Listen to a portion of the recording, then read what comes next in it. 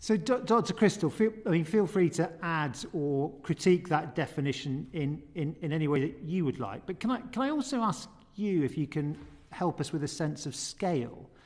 So obviously lots of people influence lots of other people online every day. But if we just think about the commercial aspects of influencing, so people making money out of it, can you give us an idea of how much money, I don't know, in the world, in the United States, in this country, however you would put it, and also an idea of how many people are making money out of this and how many of those people are making good money out of it?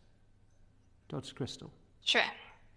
Thank you. I'll get to the question on scalability and commerce in a while. But to begin, maybe an easier way to think of influencers for people who might not be very familiar with social media cultures is that they are a specific genre of internet celebrity. And internet celebrity these days come in many different forms. Someone who goes viral for a Facebook video, someone who's a face of a meme, someone who may have just had a flash in the pan experience on a reality show like Britain's Got Talent or Love Island and then try and parlay that into social media fame. All of these are forms of internet celebrity. But influencers are a very specific genre of internet celebrities who are the epitome. They pursue internet celebrity as a career, and therefore a lot of their profession is based on high visibility. This high visibility can be attributed to positive branding strategies, relatability strategies, but at the same time, given that internet culture is so saturated, there are also brands of influencers who are entirely premised on scandals and just pursuing all different types of controversies. So do not only think of them as people with healthy messages or who look presentable and carry idealized notions of beauty and appearances. Influencers also do not have to be human. Not too long ago, a few years back, one of the highest earning influencers was a cat, Grumpy Cat. Virtual influencers these days are also making a lot of money, and there are lots of humanoid virtual influencers out here who are run by teams of people who never ever show their faces, but have portfolios and profiles that they control online. So if I can emphasize just a few more things about influencers in contrast to traditional celebrity, one very key qualifier is that they are ordinary people. The backstory and their origins are that they started out just like you and I, and we get to see their progression from being ordinary people to public influencers in a very transparent way on social media. This backstorying of their journey invites people to grow different types of affects and intimacies with them. It is also important because it means that on some level, we get to scrutinize the rapid growth of their fame at different parts of their journey and their career. Also, being ordinary people, we tend to trust the word of influencers so much more, whether or not they're providing influence or information on a politician or cat food or a political decision. We believe that they speak from the grassroots off the ground as opposed to a paid celebrity, although the truth is a little farther than that these days. In our current platform age, I think we also need to remember that influencers are super elite social media users. Depending on their partnerships with all sorts of platforms and companies, they are able to circumvent algorithms, get right to the front page of TikTok, YouTube, whatever platforms we're using, in partnership with these platforms in order to reach our screens and to reach a widest audience possible. So we do need to remember them as super users when we work with platforms. And finally, I think more efficiently, as Francesca has alluded to misinformation, we need to think of influencers as conduits of information. We're living in an age where there's so much information saturation, but influencers somehow are able to cut through all of that white noise and get the specific target message to a specific target audience. The mediums, the channels, the genres through which they do this, maybe through very persuasive methods, through humor, through clickbait, through sexy scandals, but the point is they get the message across. We also need to remember that many influencers these days are not very visible to us. We need to think about the under the radar platforms, TikTok algorithms that do not show you exactly what's out there. Lots of subscription-only models where you need to pay in order to access this content. Lots of close messaging text groups that can fit between 1,000 and 4,000 people and have lots of influential people that the major news outlets don't even know about because they're all gated communities. So I guess to respond to that question earlier in terms of scalability, we need to consider what platform we're looking at. For a small scale subscription platform, someone with 1,000 influencers may be a mega influencer because everyone in that space listens and responds to them. If we're on a more public platform like YouTube, surely you need to be somewhere 1 million and above in order to be considered one of the mega influencers. And likewise, we have to scale for genre and scale for country. On the topic of money, anyone who earns an income is an influencer. So if you're earning a couple of dollars for a post as an aspirational person making your way there, you're an influencer.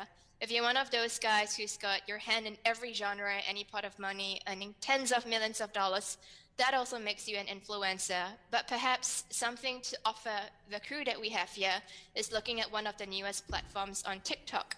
Given that it's still quite new, given that most of the influencers there are way younger than I am and earning probably a bigger combined income than all of us in this room, I can very safely say that a single TikTok post can earn someone anywhere between $1 up to a 6-figure sum in American dollars just for a 1-minute video. So that's the type of impact marketers are giving to influencers today.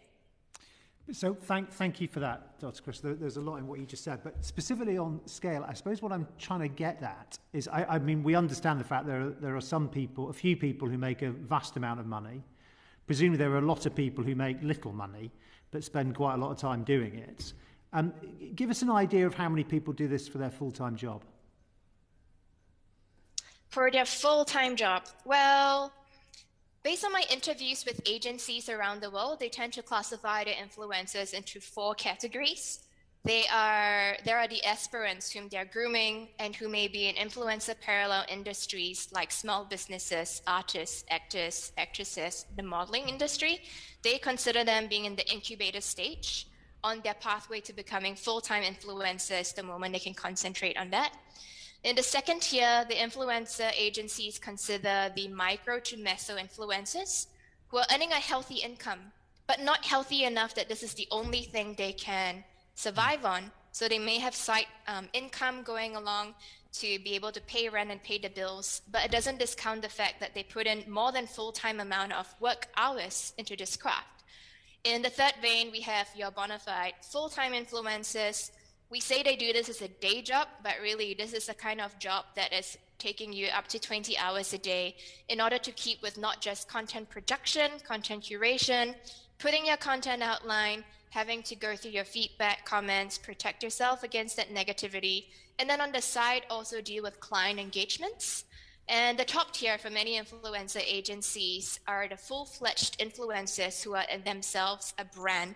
So they might appear as the face of a namesake persona or a brand, but they have teams of people working around them, whether stylists, administrators, people who respond to their email, or PR crew.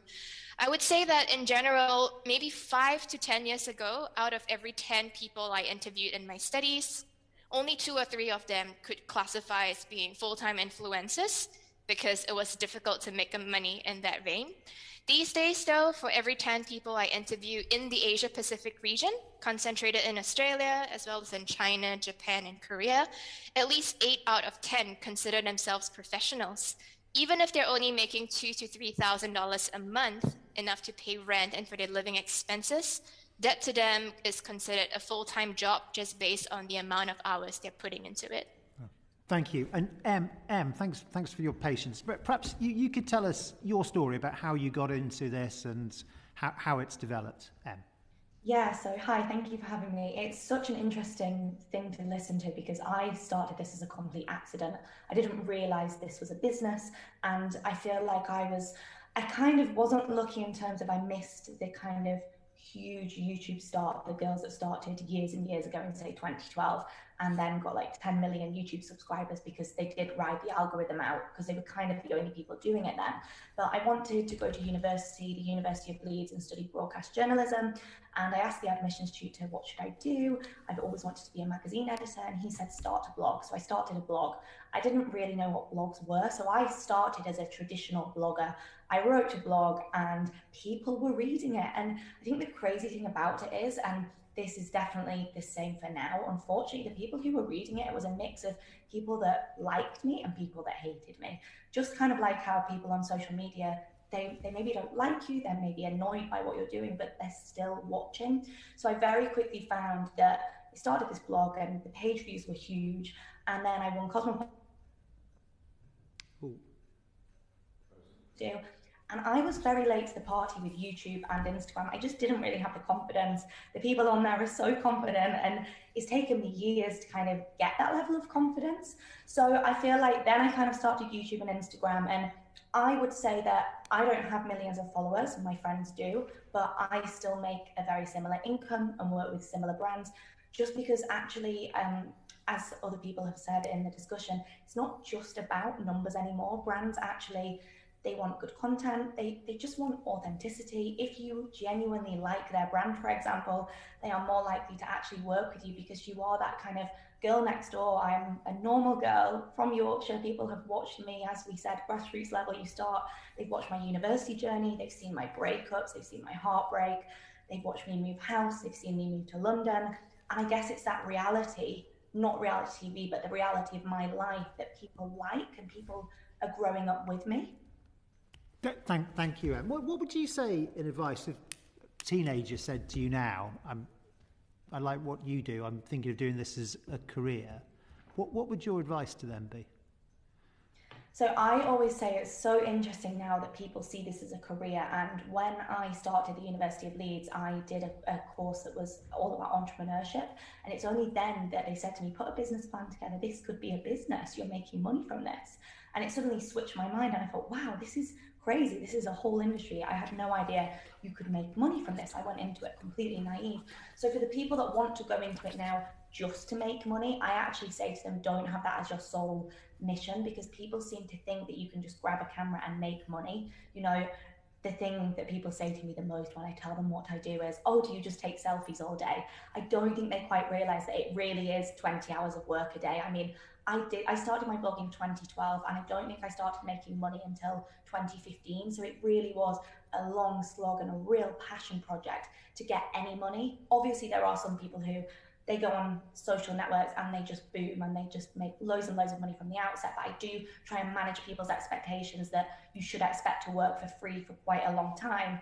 And if you're passionate, hopefully it will turn into a business. Thank you, Em. Thank you, Jem.